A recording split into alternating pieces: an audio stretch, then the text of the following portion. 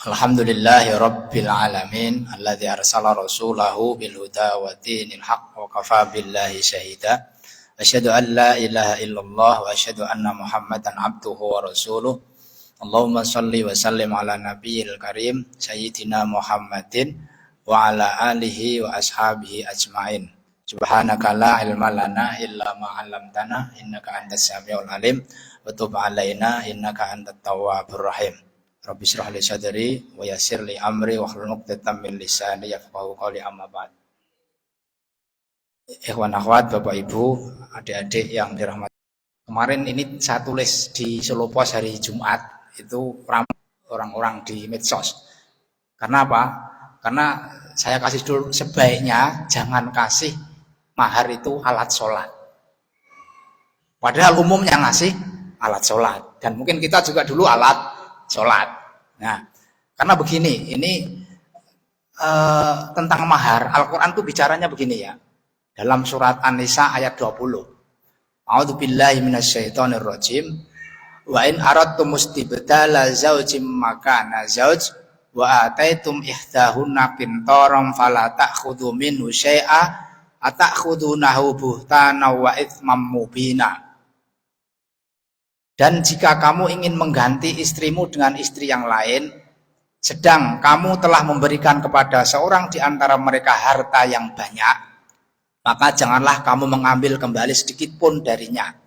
Ini jangan dibahas, konsentrasinya jangan masalah mengganti istri, tetapi dalam konsentrasinya wa ataitum ihdahunna qintaran, dan kamu telah memberikan kepada mereka qintar. Qintar itu harta yang banyak. Nah, para ahli tafsir, umumnya Imam Ibnu Katsir, itu menafsirkan dengan pidato Umar bin Khattab ketika beliau menjadi Amirul Mukminin.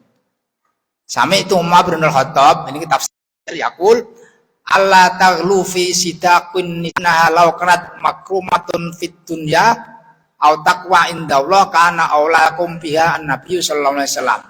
Masdaku Rasulullah sallallahu alaihi wasallam imra'atan min nisaihi wala ustiqat imra'atan min banati aktsara min isnata asrata auqiyah.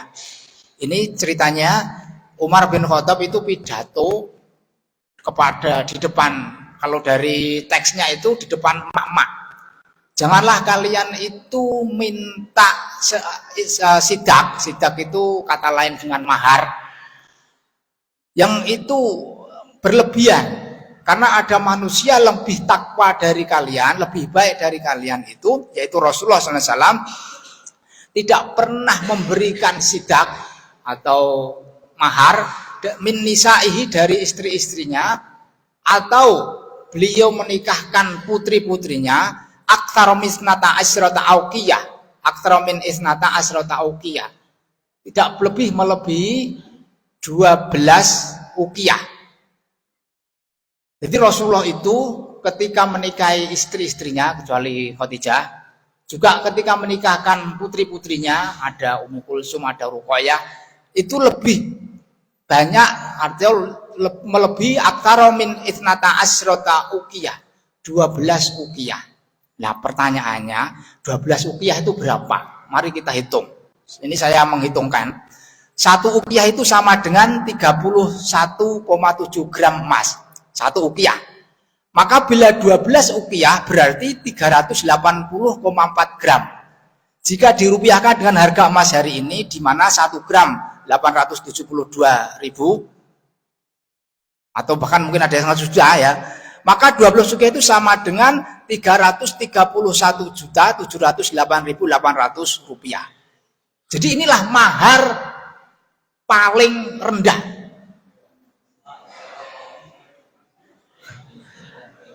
Iya, yang diberikan Rasulullah kepada istrinya atau istri-istrinya. Ya. Karena apa? Tadi qintar. Qintar itu harta yang banyak. Nah, kemudian dalam masih Ibnu Katsir, dalam tafsir Ibnu Katsir mentafsiri tadi, Raqibah Umar bin Khattab mimbar, Suma qala ayuhan nas ma iktsarukum fi sutukin nisa. Laqad kana Rasulullah sallallahu alaihi wasallam wa ashabahu wa inna masidaqat fi ma bainahum arba'atu mi'ati dirham. Famatuna dzalik walau kana al-aktsar fi dzalika taqwa indallah aqrama lam tasbiqum ilaiha. Fal arifanna ma zada ala rasulin fi sidaqi muratin ala arba'atu mi'ati dirham. Arba'atu mi'ati dirham. Qala tsumma nazala fa'tarat umratan min Quraisy faqalat ya Amirul Mukminin nahaitan nas ayazitun nisa sidaqum ala arba'ati mi'ati dirham. Qala na'am. Faqalat amma sami'tu min man anzalallahu fil Qur'an qala wa dzalika faqalat amma sami'tu Allah yaqul wa ataitum iktahuna qintaran fala ta'khuduna min husan atakhuduna buhtana wa itsma mubina faqala Allahumma ghufran kullu nas afqahu min Umar tsumma raja faraqibal minbar faqala inni kuntu nahaitukum antazitun nisa fi sidaqihinna ala arba'ati mi'ati dirham faman sa'alam ayutia malahu man akhabba min man malahu aman akhabba. Jadi ini tafsir lain dari Ibnu Katsir tentang tadi kintor, tentang mahar. Ini ceritanya begini, tafsir lain bahwa Umar itu pidato di depan mak-mak tentang mahar tadi, bahwa orang yang paling baik itu, jadi Umar itu melarang mahar melebihi arba'atu mi'ati dirham. Jadi melebihi 400 dirham. Tidak boleh lebih dari 400 dirham. Kemudian ketika itu diinterupsi oleh mak-mak, oleh ibu-ibu. Ini disebut siapa namanya. Jadi imra'atan min Quraisy, ada seorang wanita dari Quraisy kemudian interupsi kepada Umar, wahai Umar, kenapa kau batasi itu mahar hanya 400 dirham? Apa kamu tidak pernah mendengar atau kamu tidak pernah membaca sebuah ayat yang diturunkan oleh Allah yang tadi ayat 20 surat An-Nisa, wa ataitum ihdahuna qintor, dan kamu telah memberikan qintor, harta yang banyak. Fala ta'khuduna minhu syai'a atakhuduna buhtan wa itsma mubina. Allah saja itu memberikan firman-Nya, mengajari kalian, mengajari kita supaya memberikan mahar itu kintor, harta yang banyak. Bagaimana kamu bisa mengatakan tidak boleh lebih dari 400 dirham? Kemudian Umar pun langsung begini, Allahumma ghufran, ya Allah ampunilah saya. Ternyata ada banyak orang yang lebih pintar dari Umar. Ya udahlah, sekarang kalian mau kasih berapapun terserah kalian. Artinya apa? Umar yang awalnya membatasi mahar itu diprotes emak-emak dan beliau merasa salah. Ya udah, kalau begitu famansa ayutia min malihi mahabbah. Siapa yang mau memberikan mahar dari hartanya, ya terserah sah berapapun gitu. Artinya Umar bin Khattab sebagai khalifah, sebagai Amirul Mukminin itu ketika membatasi mahar tidak boleh banyak, hanya tadi 12 rupiah yang pertama atau 400 dirham, itu pun diprotes emak-emak dan akhirnya Umar mencabut perkataannya. Karena apa? Karena zaman itu yang kita bayangkan, Umar bin Khattab itu kan Amirul Mukminin dan sekaligus mufti. Jadi bukan hanya pemimpin negara tetapi juga mufti. Artinya apa yang ia lakukan itu menjadi hukum. Yang ia lakukan jadi hukum. Coba bayangkan kalau itu dilakukan beneran, kan menjadi hukum. Orang tidak boleh melebihi 400 dirham atau 12 rupiah. Nah, begitu. Dan berapa itu sebenarnya? Kalau tadi kan 12 rupiah. Kalau 400 dirham itu berapa?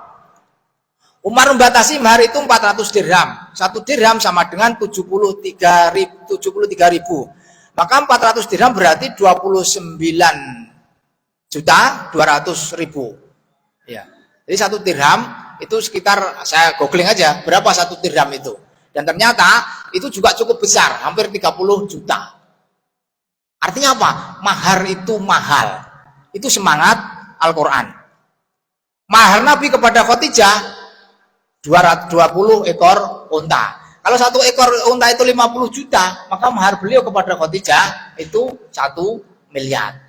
Kalau tadi kan dalam hadis tadi kepada istri-istrinya yang lain selain Khadijah itu 12 uqiyah. 12 20 sekian itu berarti 300 berapa tadi? 335 gram. Yang itu juga cukup mahal. Nah, ini emak-emak jangan terus umahat. Ulala, kalau begitu biar mahari ditambah saiki ora oleh. Ini sebagai ilmu, makanya tadi saya katakan bagi kita yang sudah menikah sebagai ilmu, mungkin nanti anak kita, bagi adik-adik yang masih belajar, ya berarti yang laki-laki harus persiapan. Persiapan apa? Persiapan kaya, kan gitu.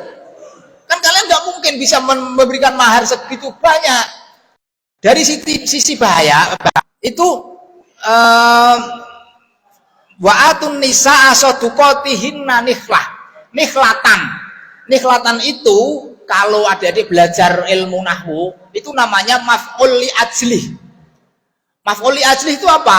Maf'ul li ajli itu menjawab pertanyaan. Untuk apa sebuah perbuatan dilakukan? Mama, kenapa Anda hadir sini? Limadza ji'ta fi hadzal masjid? Untuk apa? Li aisya'in ji'ta fi hadzal masjid. Lah, jawabannya apa? Tolaban lil ilmi. Lah, tolaban lil ilmi itu menjadi maf'ul li ajli. Menjawab tujuannya. Kenapa kamu datang ke masjid ini? Untuk cari ilmu. Lah, begitu juga mahar itu dikasih kepada calon istri tujuannya untuk apa? Tujuannya adalah nikhlatan. Maka ini berikanlah sidak, berikanlah mahar kepada para calon istrimu itu nikhlatan untuk menyenangkan. Ini maaf, untuk menyenangkan. Umahat dan para santriwati, antara umpamanya kamu dikasih mahar alat sholat dengan Pajero Sport, milih mana? Nah, tenang toh.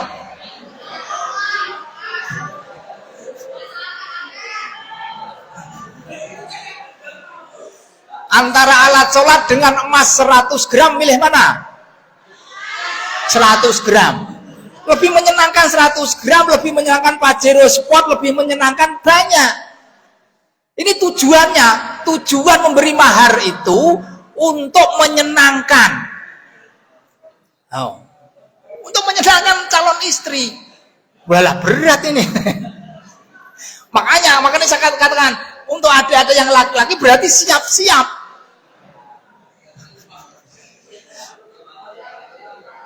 Karena ini penting. Banyak ini budaya kita yang tidak Qur'ani. Budaya kita ngasih mahar alat sholat itu ketoke kan keren, alat sholat. Itu tidak sesuai dengan semangat Al-Qur'an. Semangat Al-Qur'an itu ngasih mahar apa? Nikhlatan, untuk menyenangkan. Maka yang lebih menyenangkan itu lebih banyak.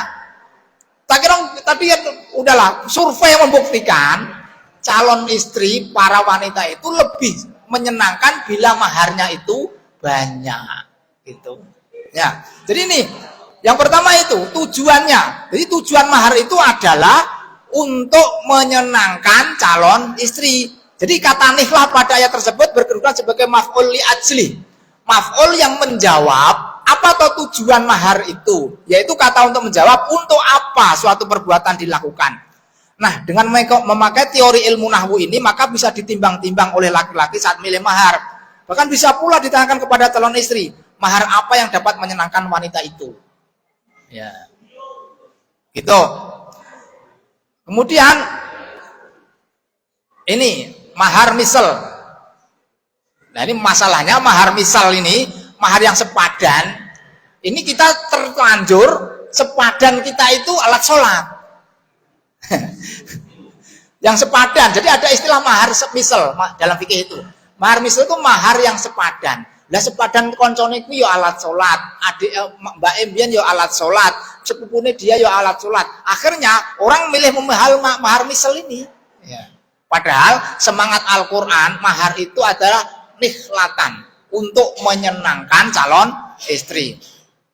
Memang ini ya, begini secara fikih memang Rasulullah banyak bersabda tentang mahar yang ringan. Umumnya Umar bin Khattab qala Rasulullah sallallahu alaihi wasallam khairun nikahi aisaruhu. Rasulullah bersabda ini dari Umar, sebaik-baik nikah adalah yang paling mudah, aisaruhu, yang mudah maharnya.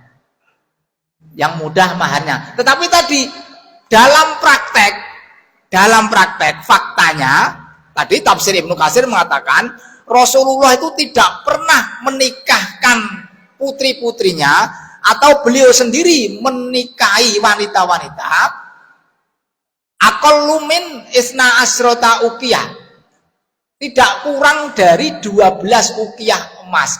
Yang tadi saya katakan, saya hitungkan 12 uqiyah itu sama dengan 380,4 gram. Ya. Yang itu kalau dirupiahkan menjadi 331 juta dengan harga emas 872 ini. Itu artinya apa? Jadi antara fi'liyah dan qauliyah Rasulullah beda.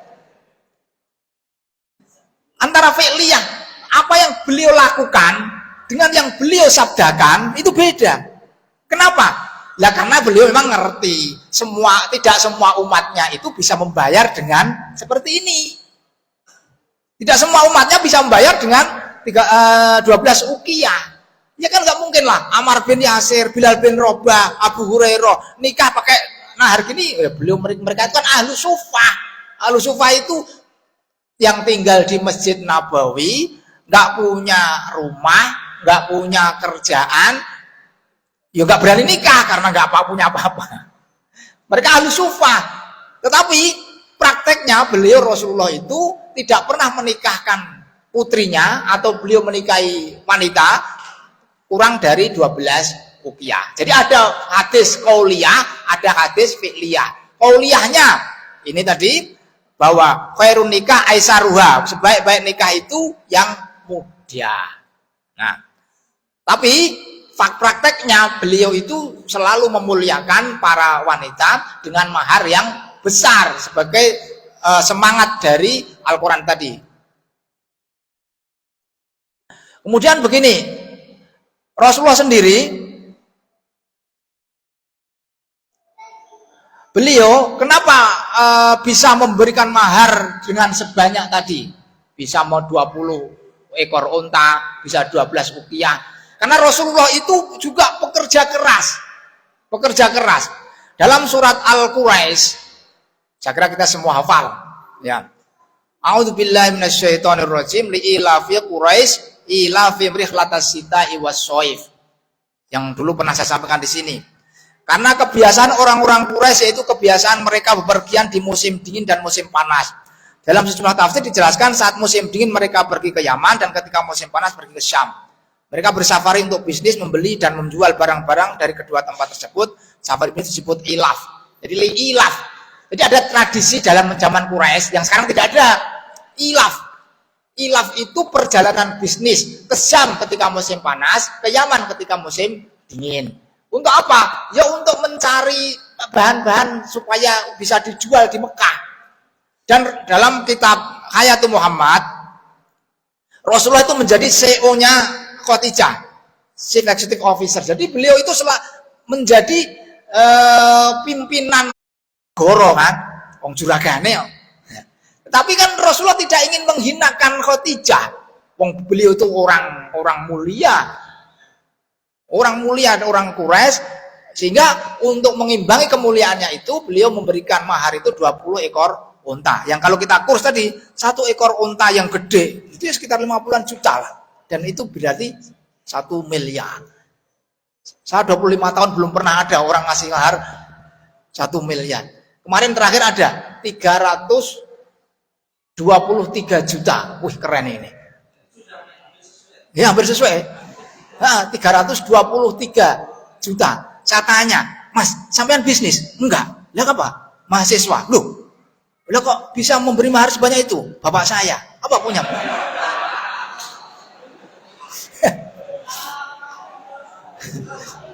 Jadi masih mahasiswa itu. Jadi calon suami mahasiswa, calon istri masih mahasiswa. Tapi bapaknya itu apa? Punya perkebunan sawit di Kalimantan berapa ribu hektar gitu. Tapi udah rada keren lah gitu. Nah, kita jadi adik-adik ini berarti memang harus kaya untuk bisa ngasih mahar untuk memuliakan para wanita. Ya. Jadi Rasulullah Muhammad sebelum menjadi Rasul itu pekerja keras sehingga beliau itu bisa mengasih mahar yang menyenangkan dan tidak menghinakan calon istri. Kenapa? Karena banyak orang nggak ngerti fikih, nggak ngerti ilmu itu, benar-benar menghinakan calon istri. Coba, saya sering itu mau ngasih mahar berapa mas? 10.000, nggak boleh ya? Itu bakso sama mangkok kurang itu, nggak boleh. Minimal 100 lah, masuk 10.000. Meskipun istrimu mau, itu menghinakan wanita. 10.000, iya, bakso sama kok nggak dapet itu. Contoh bakso sengetan masjid Al-Falah itu larang.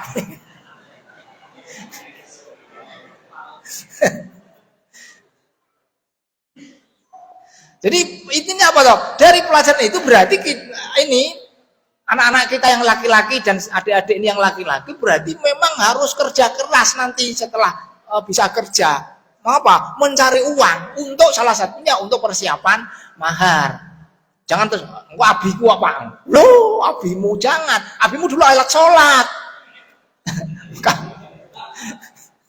Makanya kamu harus kintor harta yang banyak gitu. Jadi efek dari tadi mahar yang kintor, yang harta banyak itu yang pertama berarti menuntut laki-laki itu bekerja keras supaya bisa ngasih mahar maksimal, mahar yang bisa menyenangkan calon istri gitu. Kemudian efek lain ini bahwa mengurangi gugat cerai dari pihak istri. Loh, apa hubungannya? Jadi begini, fenomena sekarang perceraian itu 75% yang gugat adalah istri. Itu namanya khulu, talak tebus. Jadi 75% cerai di pengadilan agama itu yang berangkat itu istri.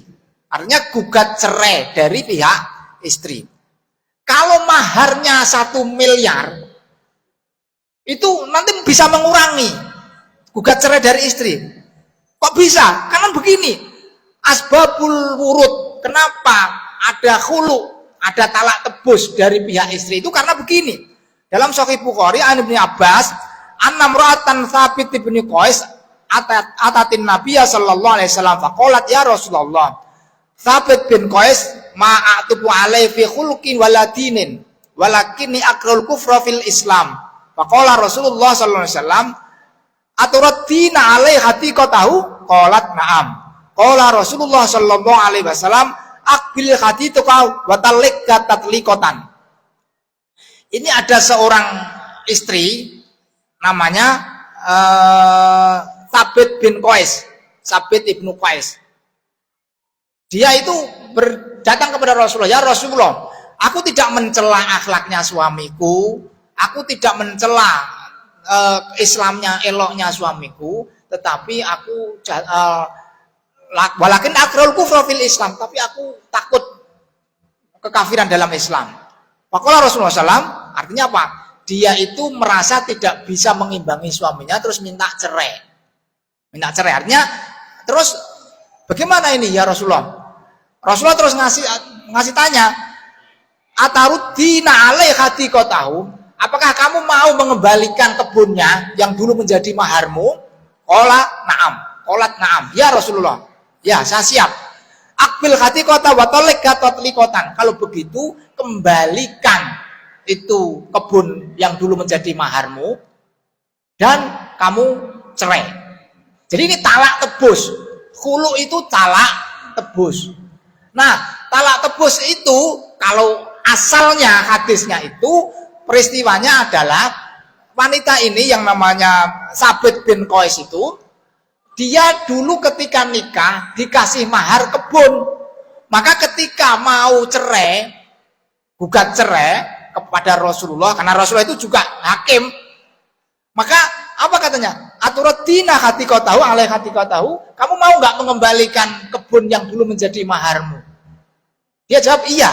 Kalau begitu ya sudah, tebus dengan kebun itu, kembalikan kepada dia, maka kamu tidak akan kamu setelah tertalak dengan dia. Artinya kamu sudah cerai. Jadi talak tebus itu pada awalnya tebusannya adalah mahar dikembalikan.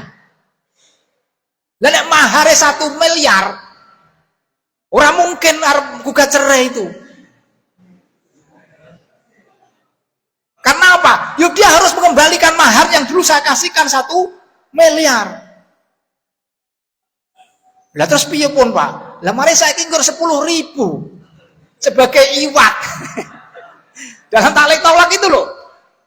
Kalau saya berjanji dengan sesungguhnya hati bila saya meninggalkan istri saya, saya menyakiti badan istri saya, itu kan kemudian saya membayar uang iwak, uang pengganti 10.000. Dan itu nggak dikembalikan kepada suaminya, tapi dikasihkan kepada pengadilan agama, kemudian pengadilan agama memberikan kepada Basnas. Ya 10.000, akhirnya do mangkat kegat. Karena apa? Ya maharnya terlalu murah. Coba kalau maharnya tadi, kintor, harta yang banyak. Wih itu mikir, oh iya, aku kudu balik ke maharku. Maharin biar pajero sepot. Oh berarti, larang. Itu akan mengurangi gugat cerai dari pihak istri. Fenomenanya, ya tadi, karena maharnya alat sholat, tebusannya cuma 10.000. Jadilah, luar biasa ini, fenomena para istri gugat cerai suaminya. Jadi ikhwas sekalian, prinsip begini. Lah terus apakah mahar itu sebaiknya apa? Sebaiknya itu banyak. Kalau diminta sebaiknya itu banyak. Tetapi memang tadi qaul Rasulullah bahwa khairun nikah aisaruhu, khairun nikah aisaruhu. Sebaik-baik orang pernikahan itu memang yang paling mudah. Yang paling mudah itu maksudnya yang paling gampang maharnya murah tadi, alat sholat. Tapi nggak apa-apa kalau alat sholat, karena saya pernah menjadi ini adalah saya ingin memberi ilmu kepada kita bersama bahwa tradisi alat sholat sebagai mas kawin itu tidak sesuai dengan semangat Al-Quran. Ya. Apa boleh? Ya boleh, karena Rasulullah pun pernah minta kepada seorang laki-laki, kamu kenapa nggak nikah? Saya nggak punya mahar ya Rasulullah, saya miskin. Kasih mahar walau khotaman min hadidin, meskipun itu cincin dari besi. Cincin dari besi itu kan sekrup lah. Ya, walau khotaman min hadidin, cincin dari besi. Tapi hadis itu perlu kita ketahui, pada faktanya laki-laki tersebut tidak ngasih mahar berupa khotaman min hadidin. Prakteknya itu kemudian dinikahkan oleh Rasulullah dengan mengajari Al-Quran. Prakteknya dalam hadis itu panjang, tapi akhirnya bukan khotaman min hadidin, bukan cincin dari besi, tetapi adalah Al-Quran. Jadi ikhwas sekalian, secara fikih mahar apapun memang boleh. Tapi ya, mahar apapun boleh. Tapi yang tidak berguna itu juga nggak boleh. Juga yang mengharamkan. Karena begini, ada sebuah peristiwa yang jenengan mungkin belum pernah ngerti. Ya, Ali bin Abi Thalib itu meninggal dunia itu untuk mahar. Nah, ini mahar membunuh Ali. Hadisnya begini. Ini dalam riwayat Al-Hakim, An Abdurrahman As-Sadi yaqul, kan Abdurrahman ibn al-Muljam al-Murati asyak imra'atan minal khawaris min taimin ar-ribab yuqal laha kitoman fanakaha wasdaqwa salatu ala fidarahim wa qatala ala radhiyallahu anhu wa fi dzalik. Abdurrahman bin Sa'di berkata, Abdurrahman bin Muljam, pembunuh Ali bin Abi Thalib namanya Ibnu Muljam. Ini orang Khawarij. Berhasrat menikahi seorang wanita dari Khawarij, dari Taim ar-Rubab, min Taim ar-Rubab, yang bernama Kutom. Terjadi pernikahan itu dan maharnya adalah 3.000 dirham dan membunuh Ali bin Abi Thalib. Ngeri loh ya. Ali bin Abi Thalib itu ternyata terbunuhnya itu untuk mahar. Untuk mahar. Karena apa? Ini Ibnu Muljam pengen menikahi seorang wanita cantik dari Khawarij, mintanya apa? Maharnya membunuh Ali. Dan dilakukan. Jadi cinta sing ora genah tadi. Jadi Ali itu meninggal karena untuk mahar ternyata. Maharnya memang dua. Yang pertama itu salah satu ala fidarahim, ada 3.000 dirham, tetapi juga apa? Waqutila Ali Waqatala Ali radhiyallahu anhu, Ali bin Abi Thalib. Jadi dua. Pernikahan seperti itu sah enggak? Ya jelas enggak sah. Jelas enggak sah. Tapi itu terjadi dan Ali bin Abi Thalib terbunuh syahid di tangan Ibnu Muljam, seorang Khawarij. Dan Ibnu Muljam itu, dalam riwayat dia itu hafid Quran, dia itu ahli ibadah. Dari sisi rohani, dari sisi ibadah luar biasa Ibnu Muljam itu. Tapi gara-gara ingin ngasih mahar kepada wanita yang ia cintai, yaitu membunuh Ali, ternyata jadi malapetaka dan sampai hari ini menjadi presiden buruk bagi kaum muslimin. Jadi mahar membunuh Ali itu pernah terjadi. Dan sekarang di era milenial itu, pengantin-pengantin milenial itu maharnya mau macam-macam. Kadang kita harus ngaji lagi. Ada pernah minta mahar. Maharnya Pak, toko di Shopee. Toko di Shopee. Maksudnya piye, Mbak? Mang jelas aku ora mudeng iki. Shopee kira nggone wong iku nggonmu. Enggak, Pak. Saya nanti mau menjadi aplikasi itu, pokoknya nanti istri saya itu dia punya toko di Shopee, Wah, aku rapate mudeng Mbak, mbok sing liyane. Mbok mboten nyuwune niki kok, Pak. Waduh. Akhirnya apa? Ya kita belajar apa itu marketplace dan yang jualan di situ itu barang dia atau tidak. Itu kan jadi problem tau cara pikir. Ya. Jadi toko di Shopee. Shopee berarti lapaknya banyak gitu ya. Jadi dengan teknologi itu ternyata bisa buat toko tanpa bangunan. Dan itu ya akhirnya boleh kan?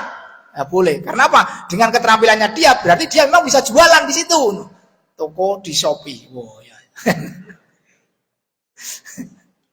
Dunia maya, mahare maya. Aneh-aneh. Jadi mahar sekarang aneh-aneh. Anak-anak milenial itu maharnya aneh-aneh. Ya termasuk aneh-aneh yang kemarin itu yang membakar itu, tapi bukan mahar itu. Pribet itu yang membakar Gunung Bromo. Ya, aneh-aneh itu. Jadi ikhwas sekalian, intinya begini, pada pagi ini yang ingin saya sampaikan bahwa semangat Al-Quran, mahar itu yang menyenangkan wanita. Yang menyenangkan wanita. Semangat Al-Quran begitu. Tadi 2 ayat saya sampaikan, surat An-Nisa ayat 4 dan surat An-Nisa ayat 20. Surat An-Nisa ayat 4 itu berbicara tentang apa atau tujuan mahar. Tujuan mahar adalah nikah. Nah, untuk menyenangkan.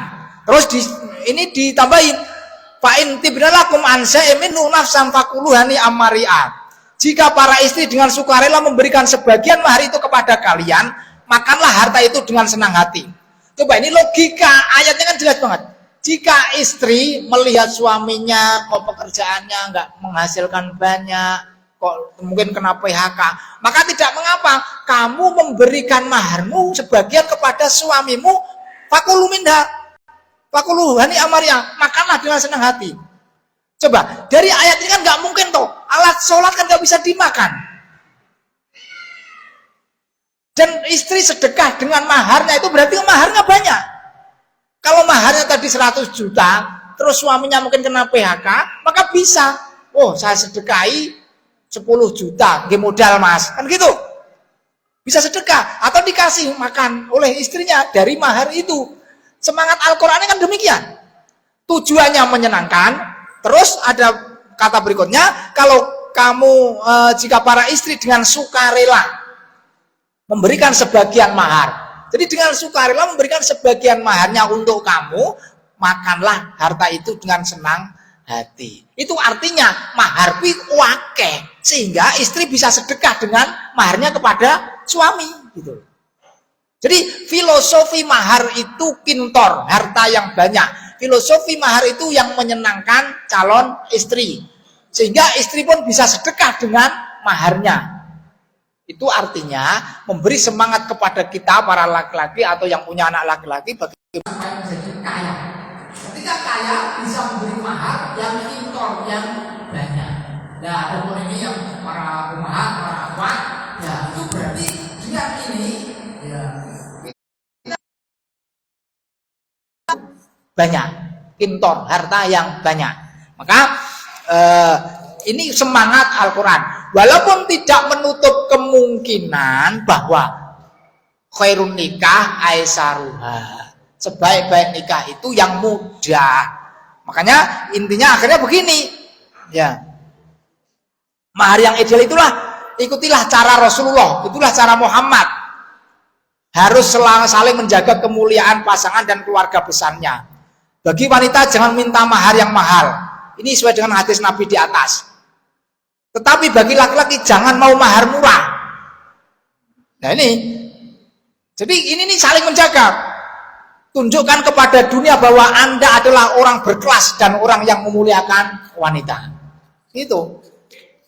Tadi kan tidak masalah, hanya sederhana. Tetapi bagi laki-laki, ya itu bagaimana kita jangan mau mahar murah. Karena kalau coba Anda menyebut mahar 1 miliar, itu mesti pengen nyebutnya dengan tegas banget, direkam loh ya, diviralkan itu. Iya pasti saya bayar dengan mahar 1 miliar, saya bayar dengan mahar 100 juta. Itu diviralkan karena apa? Ya pengen ini kebanggaan dalam sebuah pernikahan dan itu memuliakan wanita. Dan mahar itu untuk istri, bukan untuk ibunya istri. Ya, bukan untuk ibunya istri, untuk istri. Artinya apa? Itu memang kekayaan istri. Gitu. Maka tadi pada ayatnya tadi bahwa kalau kamu mensedekahkan kepada suamimu sebagian, ya nggak apa-apa, itu baik-baik saja. Jadi filosofnya begitu. Mahar ideal itu adalah itulah cara Rasulullah Shallallahu Alaihi Wasallam. Beliau itu apa? Ingin memuliakan wanita yang memang mulia. Karena apa? Kalau sisi ekonomi saya katakan tadi, Khadijah itu nggak butuh lagi harta. Karena apa? Beliau konglomerat zaman itu. Tetapi Rasulullah tidak mau jadi suami yang nunut. Ya, kan kalau suami itu hanya miskin, terus suami istrinya kaya raya, kan akhirnya alah aku jadi bojone nggo ujug dengkul kok, kan gitu. Wah itu kan jadi runyam itu keluarga. Rasulullah ingin memuliakan keluarganya dan ingin memuliakan, menunjukkan kelasnya, sehingga beliau memberikan mahar kepada Khadijah sampai 20 ekor unta, dan kepada istri yang lain minimal isna asrota ukiyatan, 12 ukiyah, yang tadi ketika kurs menjadi emas ya menjadi 300 juta lebih ya harganya. Dan begitulah filosofi mahar ideal. Makanya ini kita, tradisi kita yang mahar misal, mahar sepadan itu alat sholat, ya perlu kita bongkar ini tradisi kita. Karena apa? Ya itu tidak sesuai dengan ayat Al-Quran, tidak sesuai dengan semangat Al-Quran. Ya, baik. Maka nanti ini kita mungkin sudah ummahat, sudah bapak-bapak, kalau dilamar ini nanti ngasih mahar apa? Tegas baik. Apa? Ya untuk membuktikan bahwa ya kita ini mulia. Bukan berarti kemuliaan diukur dengan harta loh ya. Karena mahar itu memang harta, ya, harta, kekayaan. Baik, mungkin demikian. Kalau ada 1-2 pertanyaan, kami persilakan. Terima kasih Ustaz. Kalau sekali ternyata jadi langkah luar biasa. Bukan persiapan untuk fikih. Kemudian ada satu tanya Ustaz. Apa kriteria mahar yang diperbolehkan dalam Islam? Karena tadi seperti yang kita sampaikan bahwa kasus maharnya dengan gunung Ali bin Abi Thalib. Jadi gini, mahar itu dalam kitab-kitab fikih itu yang berguna. Maka para ulama tidak boleh dengan kerikil, itu nggak boleh. Disebut itu. Ada beberapa contoh dalam kitab fikih itu. Imam Muhyiddin menulis tidak boleh dengan mahar ngasih kerikil. Kenapa? Kerikil itu nggak guna. Ya, Tidak boleh dengan gantilan terong. Ada gitu sebut di dalam kitab itu, gantilan terong. Kalau terong satrek nggak apa-apa. Tapi ada itu gantilan terong, itu nggak berguna gitu. Jadi barang-barang yang tidak berguna itu nggak boleh untuk mahar. Ini dalam fikih loh ya. Tapi juga tadi hadisnya khairun nikah aisaru, sebaik-baik nikah itu yang mudah. Yang mudah itu yang mudah maharnya. Tetapi tadi ini saling menjaga. Laki-laki menjaga kemuliaan wanita, ya, supaya apa, dia tetap ya mulia dengan kita ngasih mahar yang mahal. Wanita juga jangan memberatkan calon suamimu. Itu. Ini saling menjaga. Supaya apa? Supaya terjadi ini deal dalam pernikahan. Kalau saling menyandra itu repot. Aku nggak mau kalau kamu maharnya minimal ya tadi 100 juta. Kata Ustadz begitu kok loh. Semangatnya begitu. Tapi faktanya suami kita, calon suami Anda kayak apa kan gitu. Harus realistis juga gitu. Nah, jadi mahar yang tidak boleh itu mahar yang sangat tidak berguna, barang tidak berguna. Adapun tadi mahar membuluh hati, tentu mahar maksiat itu tidak boleh. Itu kan jelas, mahar dengan membunuh hubungan itu nggak boleh. Tapi itu berjalan pernah terjadi dan itu fakta. Di Ibnu Muljam membunuh Ali ternyata itu untuk mahar calon istrinya dan itu fatal benar. Tentu ini pernikahannya tidak sah. Pas sekalian, mahar itu bukan rukun, bukan syarat nikah. Ini lucunya begini dalam fikih. Bukan rukun, bukan syarat. Tetapi harus dikasih, gitu loh. Harus dikasihkan. Tidak rukun, tidak syarat. Tetapi harus dikasih. Harus dikasihkan. Bahkan kalau terhutang harus dibayar. Gitu. Nah, ada pernah pertanyaan begini. Pak, dulu mahar saya belum dibayar. Sekarang suami saya sudah mati. Gimana ini, Pak? Waduh. Pernah itu pertanyaan begitu. Wah, itu ya harus dibayar. Karena itu mahar terutang. Mahar terutang itu harus dibayar tetap. Dari mana? Ya ahli warisnya itu membayar. Nah, kecuali memang kamu terus merelakan. Karena utang itu kalau udah antarodin kan sudah selesai gitu. Tapi kalau alat sholat tak kira ya wis rela ra dibayar apa-apa. Mungkin begitu ya? Ya. Sambungannya lagi. Mohon penjelasan jika ada mahar yang tidak dibayar tunai. Kemudian dalam kenyataannya di kemudian hari kenyataan kemudian tidak sesuai dengan yang diucapkan saat angkatnya utang kemudian atau dibayar tunai. Perkembangan selanjutnya ternyata mereka ditunaikan tapi tidak sesuai dengan angka. Mereka berhubungan. Jadi gini, dalam pernikahan untuk mahar itu sebenarnya agak fleksibel. Jadi terulang gini, dalam ucapannya itu mengasih mahar 300 juta. Ya, tapi ternyata faktanya 300 hanya 250. Nah, akad nikahnya tetap sah. Akad nikahnya tetap sah. Salah menyebut mahar itu akad nikahnya sah. Ya, salah menyebut mahar sah akad nikahnya. Tetapi utang yang tadi yang kekurangan tetap harus dilunasi. Ya. Kenapa? Ya karena memang utang mahar itu harus dilunasi begitu. Tetapi ketika akad nikah dengan menyebut yang salah itu tidak masalah. Karena begini, sekarang kan mahar itu biasanya disesuaikan dengan harinya. Umumnya nih, ini tanggal berapa nih? Tanggal 10 ya? Itu ada 23 juta. Terus 10.000 tambah lagi berapa, ada koma-koma kecil-kecil gitu loh. Itu umpama saya ketika mengakadkan kok keliru, itu sah-sah saja, pernikahannya sah, nggak apa-apa itu. Tetapi ketika itu memang kurang dari angka yang memang disepakati, itu harus dibetulkan, dilunasi, begitu. Masih ada satu lagi kan? Bolehkah mahar berupa saham perusahaan yang nilainya fluktuatif bahkan bisa habis nilainya, juga bisa berlipat-lipat ganda? Kedua, ada teman yang maharnya otomatis.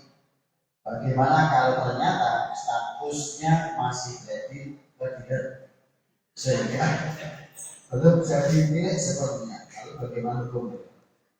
Ya, wah, lah ini semakin mahar tuh aneh-aneh kok. Aneh-aneh bener. Saham jelas itu boleh. Karena apa? Ya kan saham hari itu. Umpamanya kasih saham umpamanya yang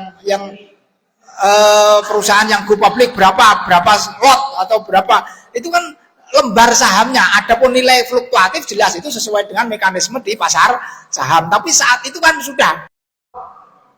Karena apa? Gharar itu tidak jelas. Ya, meskipun mahar itu bukan jual beli, ya. Mahar itu bukan jual beli.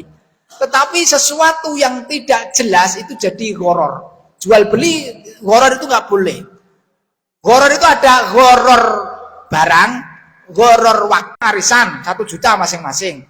Ketika dia dapat pertama, berarti dia tidak lagi melanjutkan, sudah dapat. Itu gharar. Kalau mau 100 juta, 1 juta itu dibelikan mobil atau apa? Itu kan nggak jelas mobilnya itu harga berapa. Karena kalau yang dapat pertama kali berarti harga mobil itu 1 juta. Bagi yang terakhir mendapatkannya harga mobil itu menjadi 100 juta. Itu gharar harga. Jadi harus jelas harga. Terus jelas waktu kapan menyerahkan barang itu. Harus jelas. Ketika barang itu nggak jelas itu namanya gharar juga. Terus gharar waktu, harga, terus barang. Barangnya yang mana? Harus jelas. Wis pokoknya jipuk dhewe, orang jipuk dhewe. Harus jelas barangnya. Maka tadi kredit apapun yang motor, mobil dan bahkan rumah yang KPR kan, itu harus jelas. Ini urusannya setelah ini sing lunasi siapa? Kalau itu sudah jelas, kok sing lunasi ya kowe no. Ya ora apa-apa. Tapi jelas bahwa berarti maharnya bukan rumah, tetapi DP rumah. Kan gitu. DP rumah. Kalau rumah ya enggak lah.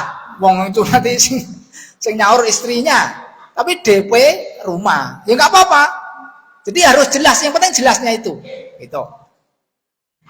Mungkin demikian.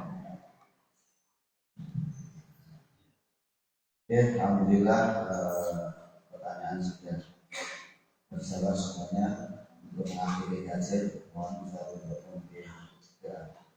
Baik, mari ikhwah sekalian dan para santri yang kami dirahmati Allah Subhanahu wa taala, kita akhiri kajian kita dengan berdoa. Semoga filosofi apa yang kami jelaskan dan suatu saat kita mengeksekusi al-karim wa adini sultanik. Allahumma sholli wa sallim ala sayyidina Muhammad wa ala alihi washabihi ajmain. Allahumma inna nas'aluka hubbaka wa hubba man yuhibbuka wa hubba ila amalin yuqarribuna ila hubbik waj'al baka habba ilaina min amwalina wa ahlina ma'in barid. Rabbana hab lana min azwajina wa dhurriyyatina qurrata a'yun waj'al muttaqina imama. Rabbana atina fid dunya hasanah wa fil akhirati hasanah wa qina adzabannar. Sallallahu ala sayyidina Muhammad walhamdulillahi rabbil alamin.